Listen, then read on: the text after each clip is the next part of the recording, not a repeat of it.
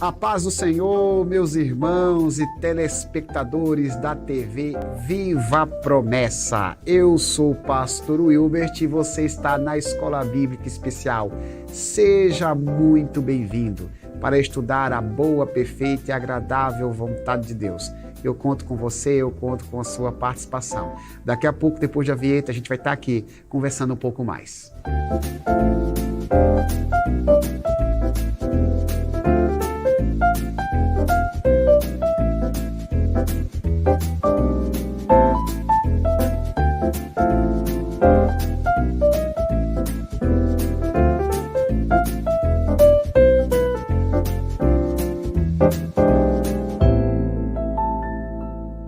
Olha nós aqui de novo, irmãos. Que alegria, é sempre um prazer neste novo ano, que seja um ano de muito aprendizado, que a gente possa entender cada vez mais, de maneira profunda, as Escrituras Sagradas. Vocês devem lembrar, eu sempre costumo falar aqui para vocês, que a Igreja Adventista da Promessa tem um chamado para o ensino.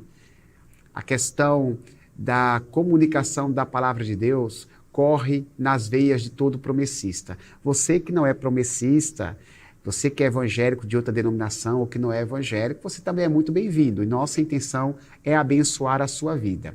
Ao longo desse trimestre, nós estamos estudando nas nossas unidades, nos nossos templos, esta lição bíblica. De janeiro a março, estaremos estudando sobre a defesa da verdade em tempos de confusão. Nós fazemos aí um estudo minucioso sobre a segunda carta de Pedro e a carta de Judas. Todas as semanas tem um tema específico que aborda uma dessas cartas a respeito desse tema geral. É uma lição aí apologética, cujo objetivo é defender a fé que nós abraçamos. E hoje, de maneira específica, a gente vai conversar sobre a lição de número 2, cujo tema é participantes da natureza divina. De início, ainda estamos estudando a segunda carta de Pedro. Em algum momento desse trimestre, nós começaremos a estudar a carta de Judas. E Pedro é aquele mesmo, aquele que caminhou com Jesus, fez parte do seu ministério e participou ali de um movimento inicial da Igreja do Senhor. Um dos principais líderes da igreja primitiva, um homem que foi transformado pelo poder do Espírito Santo e, apesar das suas limitações, foi uma pessoa extremamente importante no ensino e na comunicação da palavra de Deus. Não à toa, ele tem duas cartas que são de sua autoria. E a segunda carta, que carrega o seu nome, tem como objetivo a defesa da fé, defender a fé que foi transmitida pelo Senhor Jesus. E Pedro, nesse momento aqui dos seus escritos, ele fala sobre a importância da santificação. Pedro faz questão de dizer que todo aquele que caminha com o Salvador precisa se preocupar com uma vida de obediência à palavra de Deus. Pedro está nos ensinando na sua palavra que a fé não pode ser apenas teórica. A fé não pode ser apenas algo falado. A fé precisa ser praticada. A fé tem a ver com a imitação do Senhor Jesus, daquele que é o autor e consumador da fé. E o texto bíblico, que geralmente a gente utiliza como base, hoje especificamente está sendo referendado no versículo 4 do primeiro capítulo, diz assim, palavras de Pedro: dessa maneira ele nos deu as suas grandiosas e preciosas promessas, para que por elas vocês se tornassem participantes da natureza divina e fugissem da corrupção que há no mundo, causada pela cobiça. Pedro faz questão de dizer que este mundo é corrupto. O mundo que Pedro enfrentava é o mundo que eu e você enfrentamos. O mundo contaminado pelo pecado, o mundo cheio de iniquidades, e quanto mais se aproxima a volta do Salvador, a Bíblia diz que a iniquidade se multiplicará e o amor de muitos estará esfriando. Então hoje nós vamos conversar um pouquinho sobre a forma como nós podemos cultivar a fé no Senhor Jesus Cristo, como podemos crescer na sua presença e como podemos viver uma vida de santidade. O nosso irmão e pastor Denis hoje é o nosso companheiro e comentarista, um amigo, uma pessoa que conheço de longas datas, o vi ainda quando era seminarista. É uma satisfação, Denis, ter você com a gente, é um prazer muito grande. Seja muito bem-vindo. Denis é pastor aqui do interior de São Paulo, promessista, e hoje vai estar aqui participando da nossa Escola Bíblica Especial. Pastor, seja muito bem-vindo. Eu gostaria desde já de te ouvir a respeito desta lição que estaremos estudando. Amém. Graças e paz a todos. Paz do Senhor também ao pastor Hilbert.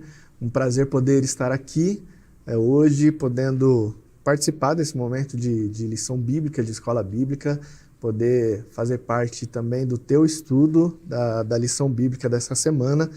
O Hilbert me disse aqui que me conheceu há muito tempo atrás, era mais magrinho, né, Hilbert? Opa! Bem mais magrinho. É mais atlético. Mais atlético. Mas a gente também tem bastante consideração com o pastor Hilbert desde a vez em que nos conhecemos. Já pegando o gancho da fala do pastor Hilbert, a nossa lição vai falar e segue como tema um privilégio que os cristãos eles recebem. O título da lição é esse, pegando aí uma parte da fala do apóstolo Pedro, participantes da natureza divina. Olha que privilégio, olha que responsabilidade isso carrega também, mas olha que privilégio dizer, Pedro afirma que nós somos participantes dessa natureza divina. Acho que ao longo da lição a gente vai explanar e entender o que é essa participação nessa natureza divina que nós somos e recebemos da parte de Cristo, o que isso quer dizer em relação à nossa vida de santificação, o que isso nos ajuda diante da nossa vida cristã cotidiana. Enfim, a lição ela vai abordar muito dessa parte da santificação e como Deus ele é nosso cooperador nessa nossa busca. Perfeito, Denis. Talvez um dos grandes problemas daqueles que querem buscar a Deus de maneira sincera é a preocupação de fracassar. Puxa vida, como é que eu vou seguir a Jesus se eu tenho muitos pecados, se eu tenho muitas falhas, que eu sou carregado de culpa? Então, o texto que Pedro apresenta aqui, quando ele diz que nós podemos participar da natureza divina de Cristo, é uma espécie de alento, é uma espécie de renovo e de esperança para a gente, porque apesar da nossa natureza pecaminosa, porque nós somos pecadores por natureza e teremos que conviver com o pecado até Jesus Cristo voltar a este mundo, apesar de todo esse imbróglio que nós estamos inseridos, existe um escape. Existe um escape, porque Deus, ele participa com a gente do nosso crescimento espiritual. Sim. O próprio Pedro, ele é um exemplo clássico disso. Você pega a história de Pedro, né? Desde o momento que ele é chamado da pesca para poder acompanhar Jesus, ele vai sendo transformado diuturnamente. Sim. A caminhada com Jesus vai lhe transformando. Se Pedro fosse olhar para os seus fracassos, então, assim, se ele fosse olhar para o seu currículo, então ele não aceitaria o chamado de Jesus. Sim. Mas ele fez bem, não fez, pastor, de ter aceitado aquele chamado? Sim, de fato. Como você disse, a própria história de Pedro, ela exemplifica isso. E pegando as nossas vidas, você que já é cristão, se você olhar a sua vida, você percebe o quanto você já foi transformado ao longo desse processo. Diz um pastor que todo cristão é ex alguma coisa. É verdade. Todo cristão é ex alguma coisa. Alguns vai dar a ideia de um ex-vício, algum tipo disso, mas tem cristão que é ex-mentiroso, tem cristão, e precisa ser, né? Uhum. É ex-idólatra, e não estou falando da idolatria meramente externa, religiosa, idolatria do próprio coração, de si mesmo também, né? Mas fato é que esse processo é gradativo de transformação. E Deus é nosso cooperador nesse processo. Cristo Jesus é nosso cooperador. Isso, como bem colocado, é um alento para a gente entender que é possível vencer até mesmo os piores, se aqui podemos dizer assim, ou os pecados mais difíceis de cada um, mas isso também é uma responsabilidade, entendendo que, poxa, a gente tem a ajuda divina em nossa vida. é necessário então que a gente avance, né? E é isso que a gente vai discorrer hoje. O conteúdo da lição, a lição bíblica, ela apresenta alguns tópicos, ela fala bastante sobre crescimento. Inclusive, é uma expressão utilizada por Pedro, né? Pedro diz, antes, crescei na graça e no conhecimento de nosso Senhor e Salvador Jesus Cristo. Então, a gente vai falar muito sobre isso. Mas para ficar didático, pastor, como de costume, a gente vai apresentar as perguntas para ti. Sim. E à medida que as perguntas forem sendo apresentadas, aí a gente conta aí com tua sabedoria para poder respondê-las para a gente, tá bom? Amém. Porque para mim fica a parte mais fácil, né? Eu faço a pergunta. A parte mais difícil é para ele. Se eu tiver dúvida, eu pergunto para ele. E você me ajuda escrevendo aqui, ó. Aqui deixa embaixo, nos comentários. Né? Por favor. Vamos lá, pastor Denis. Primeira pergunta diz assim, ó. Qual o segredo para que um cristão consiga avançar em seu processo de santificação?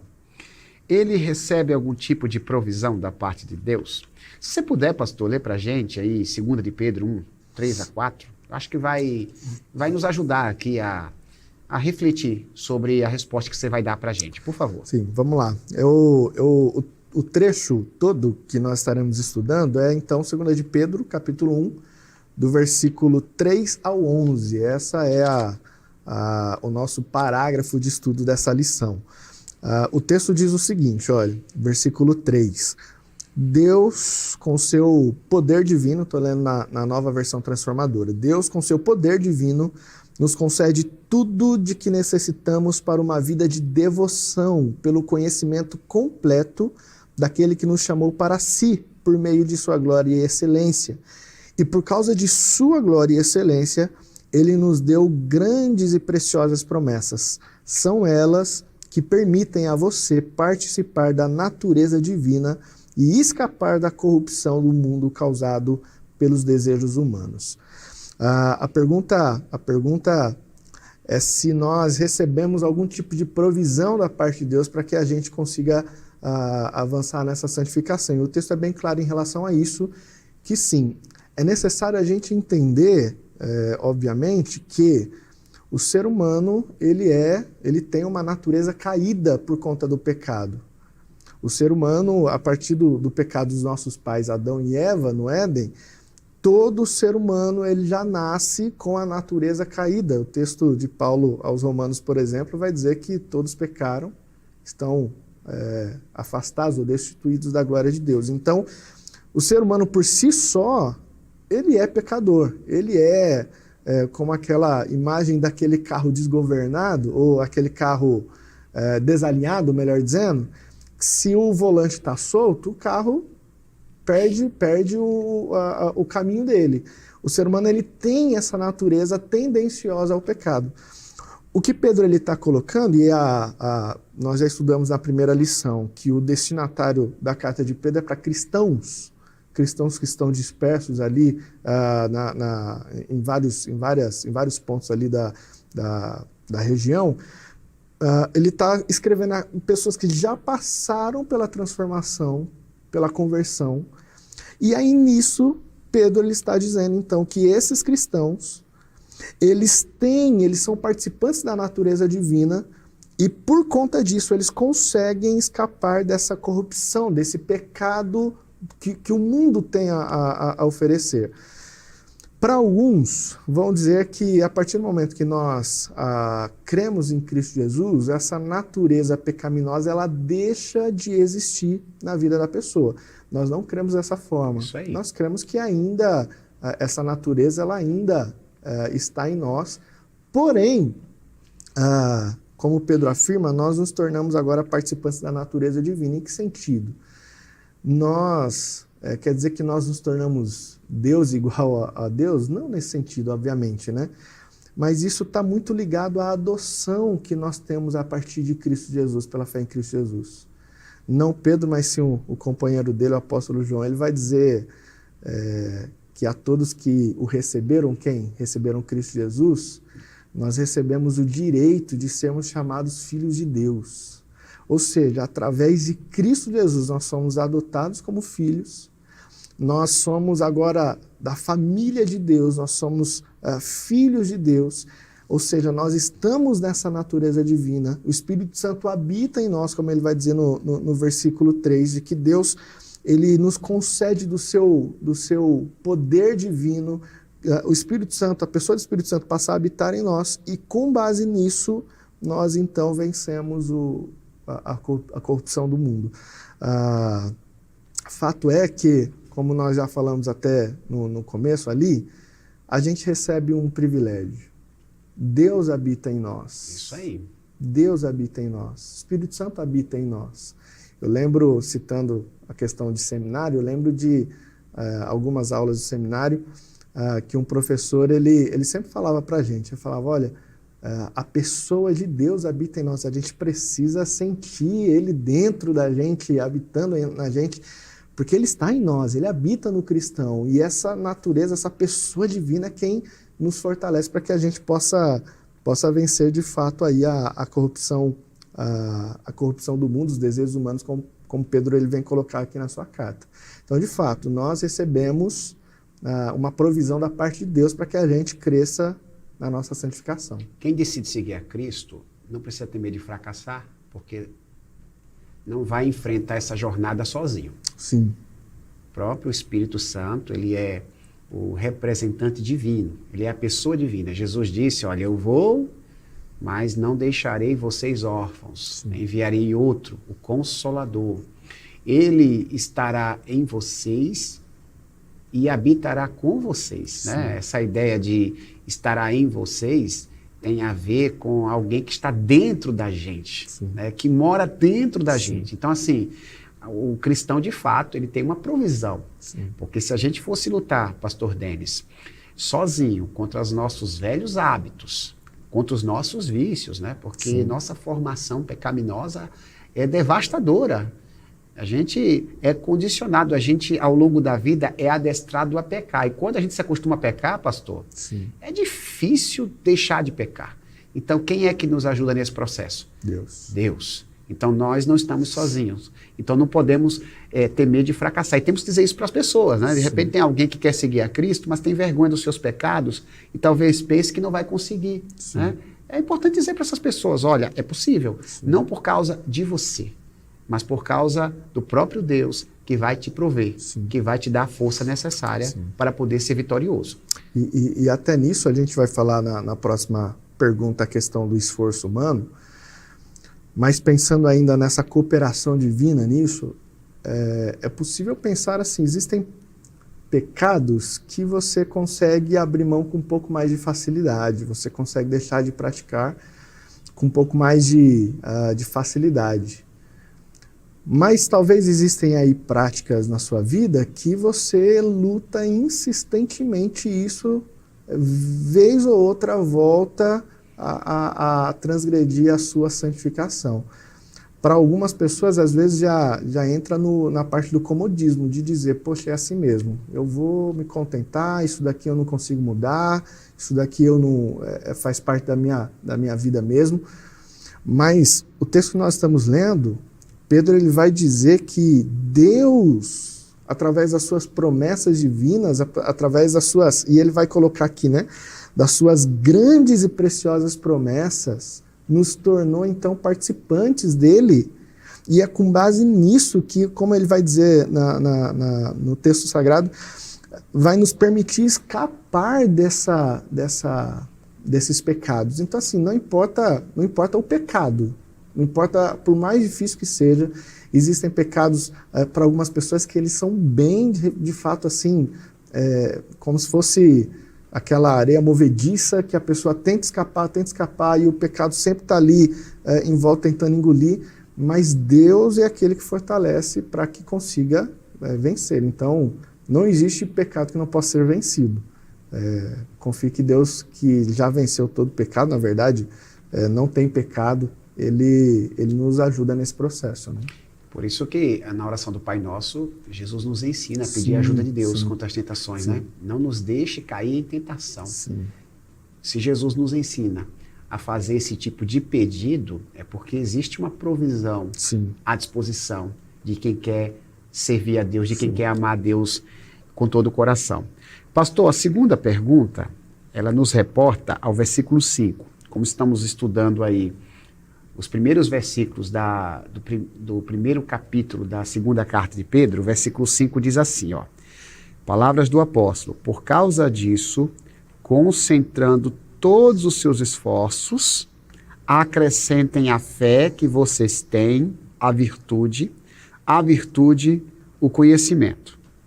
O versículo 6, inclusive, fala, ao conhecimento, domínio próprio, ao domínio próprio, a perseverança, a piedade.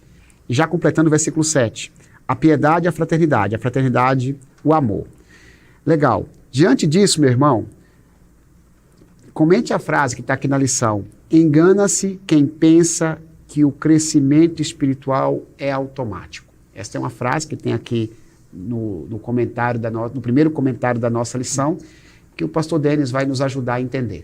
Bom, vamos lá. Nós acabamos de falar que Deus, ele é nosso cooperador nesse processo da santificação. Nós somos participantes da natureza divina, ou seja, por causa da fé em Cristo Jesus e agora Deus habita em nós, nós então temos esse auxílio dele. Porém, isso não é uma prerrogativa para a gente achar que, uma vez que somos agora filhos de Deus, de que a santificação ela acontece no estalar de dedos, né? O apóstolo Pedro, ele joga a responsabilidade para a gente, porque nós temos uma responsabilidade frente a essa luta contra o pecado. Pedro, ele diz o seguinte, olha, diante de tudo isso, esforcem-se ao máximo para corresponder a essas promessas, aquilo que ele já havia falado nos versículos anteriores. O texto do esforce, a palavra esforcem-se, né, no original, traz justamente essa ideia de alguém que se empenha plenamente, de alguém que, até a lição ela vai trazer a ideia de pressa, né, de alguém que olha para aquilo, entende a necessidade, a urgência disso, e ela dedica todos os seus esforços para que aquilo seja executado. É o que Pedro está dizendo. Ele está dizendo que por mais que existe uma participação do próprio Deus em nos auxiliar, nós não somos marionetes de Deus em que, de repente, Deus ele assume o controle, pelo menos não é assim que nós cremos, né? Que, de repente, Deus assume o controle de tudo que nós fazemos e ele conduz a gente como se fosse marionetes. Não, ele vai dizer que existe uma responsabilidade humana nesse processo da santificação. Denis, me permita, não perco o raciocínio, mas a natureza divina que Deus permite que nós nos tornemos participantes dela, não anula a nossa natureza humana. Sim. A gente não se torna um Deus quando se entrega a Jesus. Não, a gente continua sendo humano, de carne e osso. Deus vai nos ajudar, Deus vai prover, mas assim, a gente precisa também dar a nossa contribuição no processo, não é isso? Sim, depende. Nós cremos no livre-arbítrio, né? Nós cremos que nós somos livres para tomar nossas escolhas, e as nossas escolhas, elas são carregadas de consequências e responsabilidades. Então, por mais que Deus ele seja cooperador nesse processo, nós precisamos nos esforçar para que, como nós já citamos também no começo, gradativamente esse processo de santificação ela aconteça na nossa vida. Conheço a história de um pastor que falou que tinha um rapaz que ele tinha ali alguns dilemas da vida dele, mas que ele acreditava piamente que a partir do momento em que ele descesse as águas batismais, todos aqueles problemas que ele tinha cessariam. E o pastor alertava ele, dizendo, não é assim, não é assim. O rapaz mesmo assim acreditava muito nisso. O que aconteceu foi um pouco de frustração pós-batismo, quando ele se viu cometendo os mesmos pecados. Aí veio a fala pastoral dizendo, poxa, não é assim, eu havia te alertado, mas isso não é uma pá de cal para a sua vida na fé. Você não errou, não, é um processo gradativo. A mudança ela é gradativa. O que não pode acontecer, e o contrário do que Pedro ele vai dizer aqui, é a estagnação. Quando Pedro vai dizer para que a gente se esforce, é para que a gente não fique estagnado nesse processo de santificação. Esse esforço precisa acontecer diariamente. Essa santificação precisa estar atenta diariamente, para que dia após dia nós nos tornemos cada vez mais parecidos com Cristo. Isso é um ensino amplo nas Escrituras, né? A gente se lembra, por exemplo, do texto que vai comparar a vida do justo como a luz da aurora, que vai brilhando, brilhando, brilhando, até que um dia se torna um dia perfeito. Meio-dia, o solzão lá em cima. Isso. A nossa vida precisa ser uma luz que cada vez mais ela é menos ofuscada pelos nossos pecados. Obviamente que esse dia perfeito, essa luz perfeita, vai acontecer na volta de Cristo, que Pedro ele vai discorrer mais para o final da sua carta aqui, que a gente vai estudar ao longo do trimestre. Mas fato é que essa santificação ela é gradativa, ela é um processo. Então a gente não pode ficar frustrado quando a gente, me entenda, né, o frustrado. A gente não pode achar que é o fim do mundo quando a gente se vê cometendo alguns pecados, ao ponto da gente achar que a nossa vida é assim mesmo e como quem diz, chutar o balde e achar que não tem salvação, processo de mudança nisso, possibilidade de mudança. Porém, a gente também não pode ficar anos e anos cometendo os mesmos erros acomodados. Hernandes Dias Lopes ele vai dizer que esse processo precisa ser gradativo a ponto da gente olhar os nossos anos e fazer uma leitura mesmo. Será que a gente é o mesmo de 10 anos atrás? Será que a gente tropeça nas mesmas pedras de 10 anos atrás? Ainda na lição vai falar um pouco sobre tropeço, Pedro vai falar sobre isso. Mas será que a gente ainda continua tropeçando? Se você que dirige um carro, por exemplo, se na rua da sua casa, que você passa lá todos os dias com seu carro, se tiver um buraco, pode ser que na primeira vez você passe no buraco e você fala, poxa, um buraco aqui na rua de casa. Mas se a prefeitura lá demorar para cobrir aquele buraco, você vai passar todas as vezes na frente desse buraco. Se passar uma outra vez extraído, de repente pode até acontecer, mas você olhando o buraco, sabendo ele lá, e todo dia passar com o carro no mesmo buraco, o problema deixou de ser o buraco. É verdade. O problema deixou de ser o buraco. Não houve evolução, né? Não houve evolução. Você precisa entender que nós temos uma responsabilidade na santificação. Depende da gente. E aí, citando só mais um pastor, John Piper. Opa! John Piper, eu lembro de uma fala dele há anos atrás, um pastor americano. John Piper ele vai dizer que o diabo ele não tem o poder de levar ninguém para o inferno. De que quem tem a capacidade de levar alguém para o inferno somos nós mesmos, através das nossas escolhas. O diabo ele tenta, o diabo ele vai jogar suas propostas, o diabo ele vai jogar suas tentações. Mas somos nós que escolhemos avançar na santificação, somos nós que escolhemos o pecado sim ou não. Isso somos nós, é responsabilidade humana, claro que com a ajuda de Deus, como nós já falamos. Na terceira pergunta, pastor, a gente já leu os versículos correspondentes na pergunta anterior, e eu queria contar aí com tua participação novamente.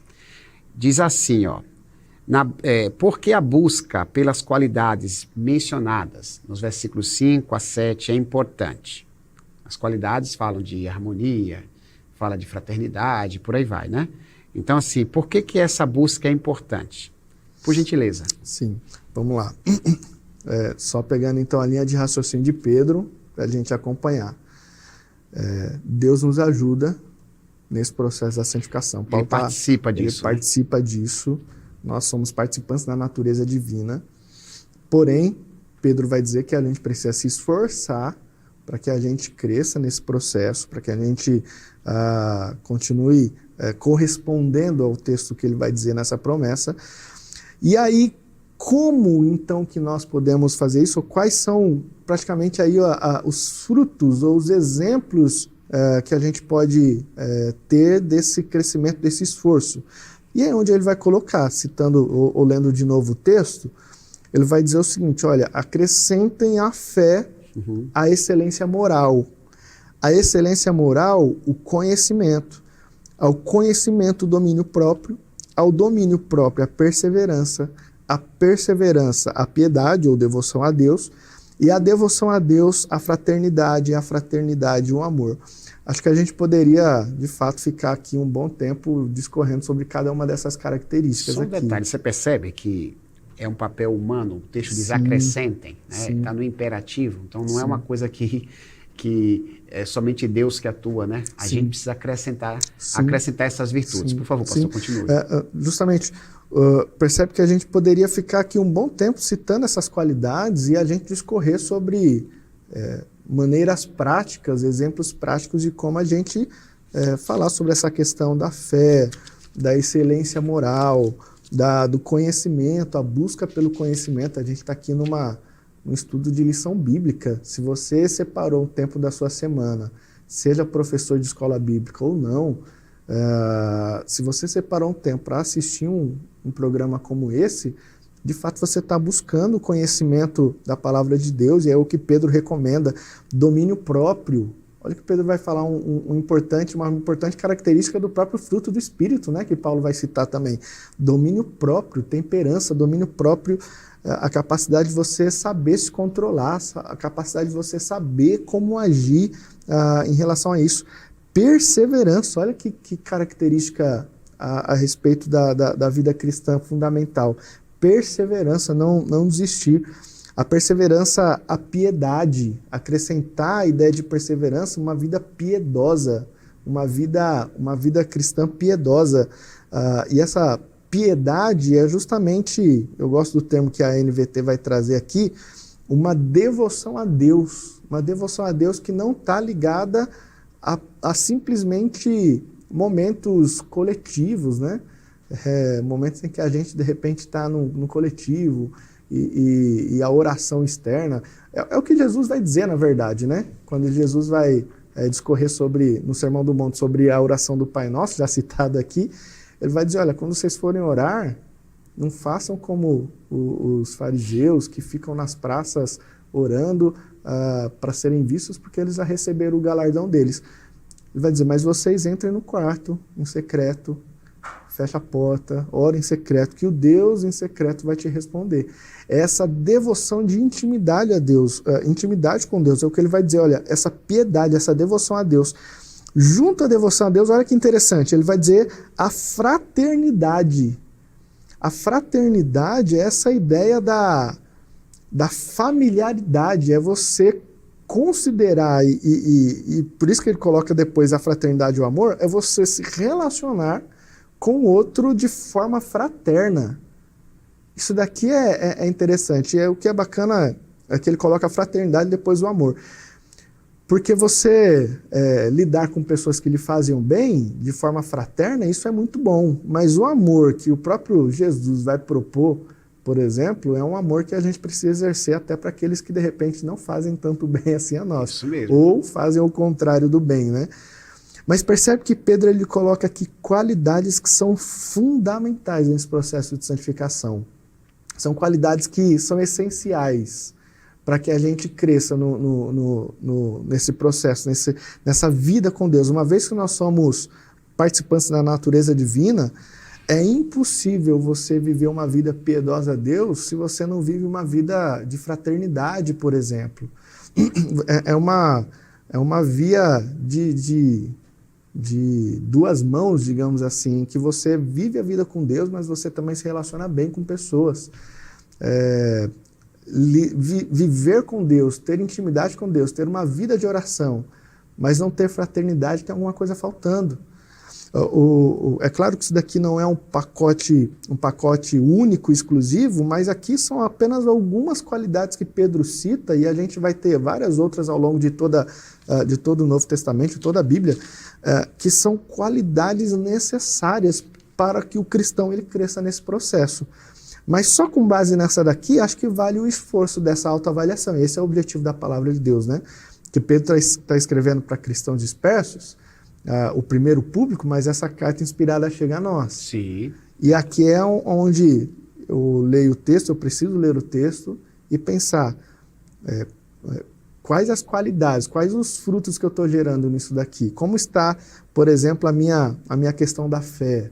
Como está a minha questão da excelência moral? Será que eu estou me esforçando para viver isso aqui? Porque é o que Pedro vai dizer, esforcem-se para viver isso, né?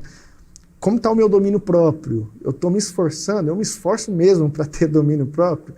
Se a gente pegar ali as personalidades, né? São 4, como eles vão dizer, o colérico, o fleumático, o sanguíneo e... O quarto eu esqueci. Eu também esqueci. Colérico, fleumático, sanguíneo e melancólico. Opa, melancólico. Ainda bem, viu? Normalmente... Essa parte não tem corte, fica ao vivo, viu? Não, tranquilo. Os psicólogos iam ficar de olho em você. Iam ficar bravos. Mas vamos dizer que normalmente o colérico e o sanguíneo é que é mais difícil de ter o domínio próprio, né? Mas também, por outro lado, o melancólico e o fleumático, ele também necessita disso. Mas fato é que, assim, como está meu empenho em me controlar? Como está meu empenho em meu esforço máximo, como diz o texto, para lidar com o meu comportamento? E nas demais coisas, perseverança, devoção, fraternidade e o amor, como Pedro vai citar. São extremamente importantes essas qualidades de forma prática para que a santificação aconteça na nossa vida, né? Deus certamente vai nos ajudar, pois nós recebemos o privilégio de participar da sua natureza divina, mas o próprio texto nos sugere a busca, né? E nem sempre é fácil, dependendo da nossa formação. Você falou muito bem, né? Existem alguns pecados que são mais difíceis de serem vencidos. Eu acredito isso, Denis, exatamente a nossa formação, né? Para uma pessoa, de repente, o domínio próprio é mais difícil, para outra pessoa, a fraternidade, né? Tem gente que tem o autocontrole, mas não, tem dificuldade de conviver, de se relacionar. Mas a Bíblia, ela está nos sugerindo o crescimento em todas essas áreas. Sim. Eu tenho dificuldade, pastor, de me envolver com essa questão da fraternidade. Não, eu tenho dificuldade de amar quem me odeia. Mas Deus nos ajuda nesse processo. É isso que a lição está falando hoje para a gente. Né? Nós somos privilegiados em participarmos da natureza de Deus, a ponto do seu Espírito Santo fazer de nós novas criaturas que podem andar em novidade de vida. Pastor, a quarta pergunta, né? Só para a gente finalizar aqui o trecho que a gente está estudando, os versículos 8 a 10, eu vou ler, para depois você responder para a gente. Diz assim: porque essas qualidades, essas que o pastor acabou de comentar, estando presentes e aumentando cada vez mais, olha que bacana, pastor, elas têm que aumentar, né? Elas precisam ser intensas, farão com que vocês não sejam nem inativos, nem infrutíferos, no pleno conhecimento do nosso Senhor Jesus Cristo. Pois aqueles que não têm estas coisas é cego, vendo só o que está perto, e se esqueceu da purificação dos seus antigos pecados. Por isso, irmãos, procurem com empenho cada vez maior. Muito bacana, né? Cada vez maior, pastor. Então a gente precisa ser melhor do que ontem. Melhor do que ontem, antes de ontem, né? Confirmar a vocação e a eleição de vocês, porque fazendo assim, vocês jamais tropeçarão.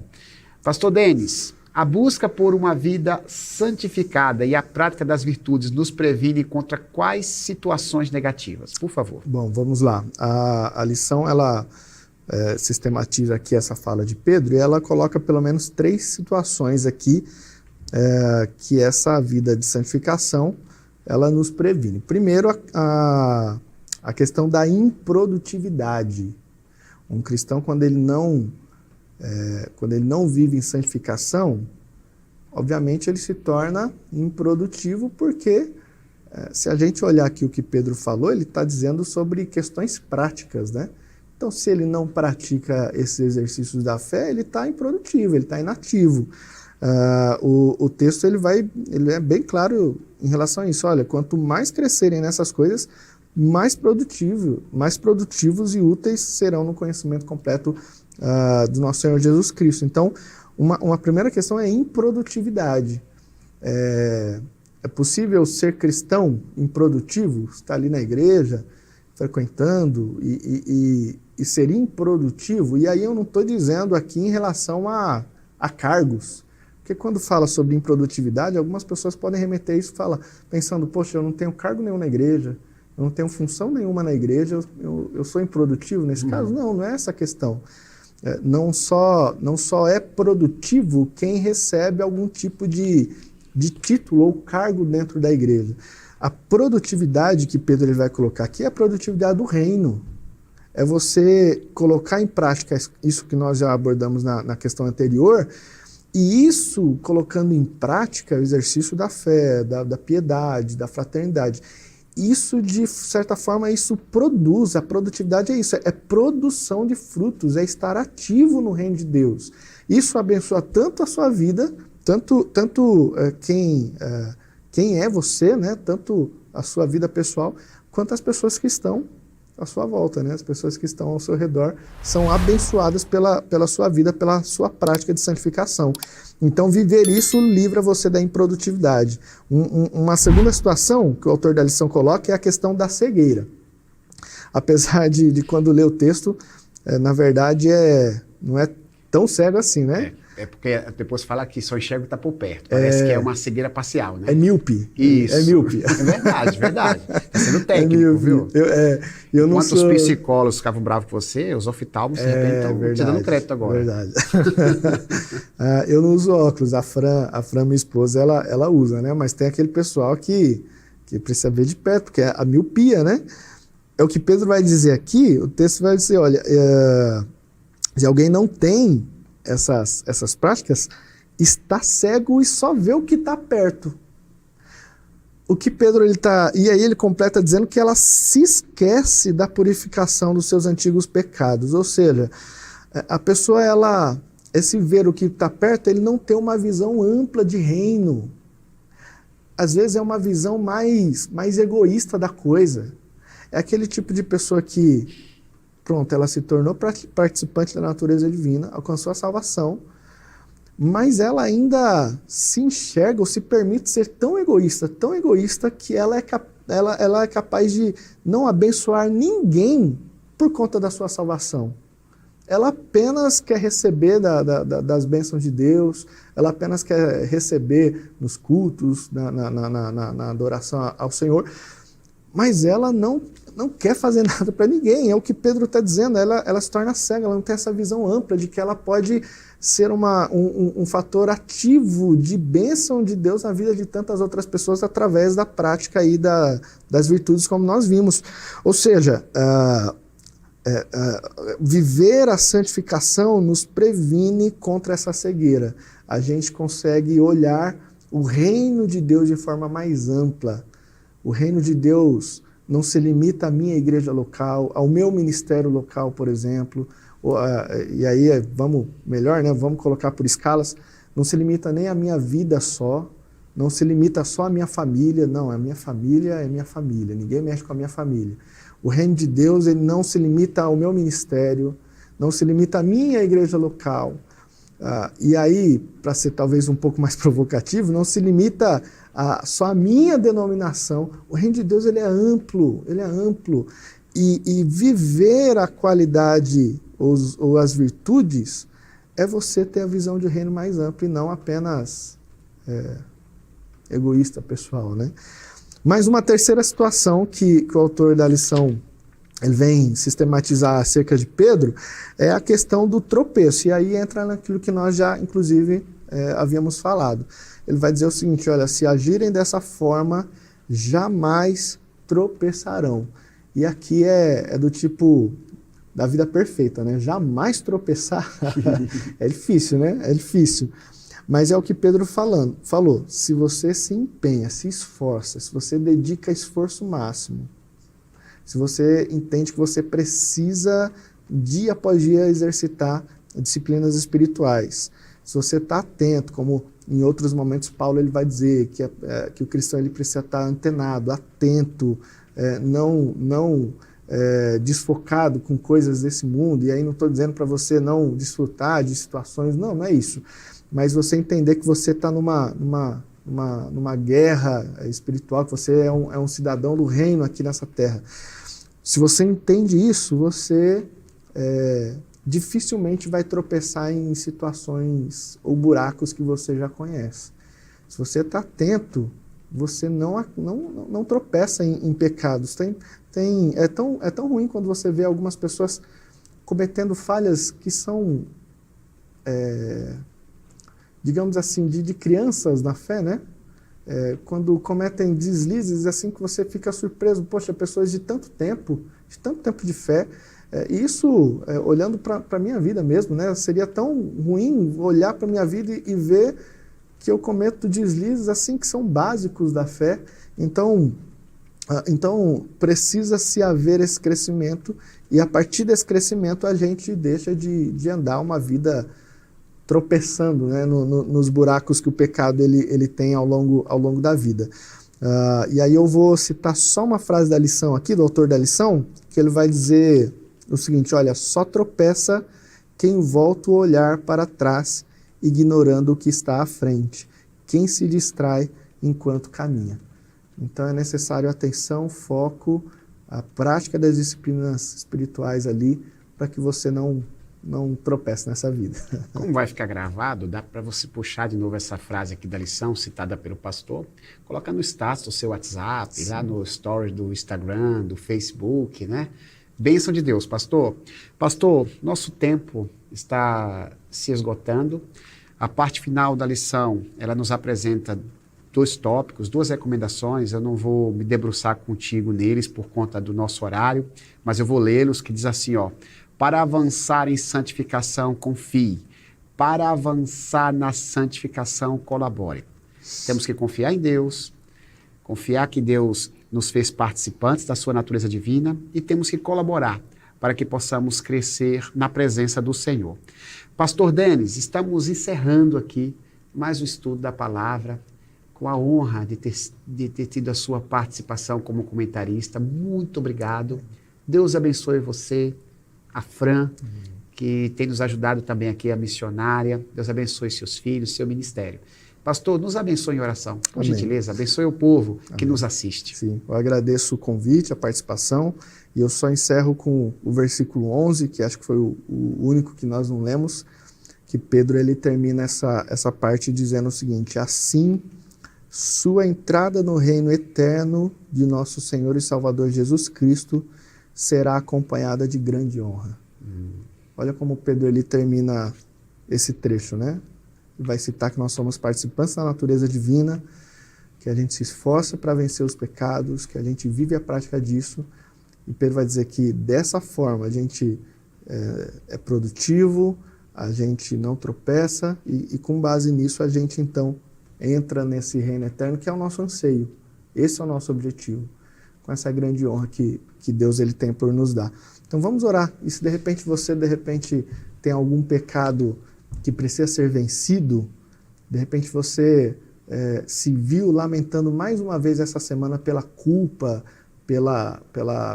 por esse sentimento de angústia, como alguém que novamente está tropeçando nos mesmos buracos, quem sabe através desse estudo o Senhor possa te mostrar o quanto Ele é o teu cooperador nesse processo, quanto o Espírito Santo é teu cooperador nesse processo de santificação. Oremos. Senhor Deus, eu te agradeço por este estudo da sua palavra. Eu te agradeço, Senhor, porque o Senhor inspirou a Pedro para nos deixar palavras tão maravilhosas, Senhor, acerca desse processo de santificação que temos a viver. O Senhor conhece cada pessoa que acompanhou esse estudo, o Senhor conhece cada vida que, ó Deus, participou desse momento que nós tivemos aqui, Senhor. A minha oração é para que o Teu Santo Espírito confirme essas palavras no coração e que elas se tornem fé. Mas mais do que isso, que elas se tornem, Senhor, uma convicção que as leve à prática, Senhor, disso que nós falamos aqui, Senhor.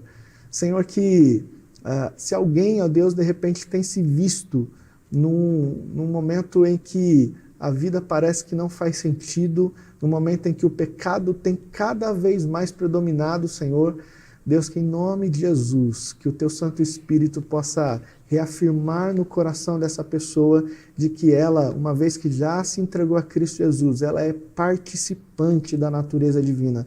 Ela é filha do Senhor, filha de Deus, filho de Deus, através da fé em Cristo Jesus.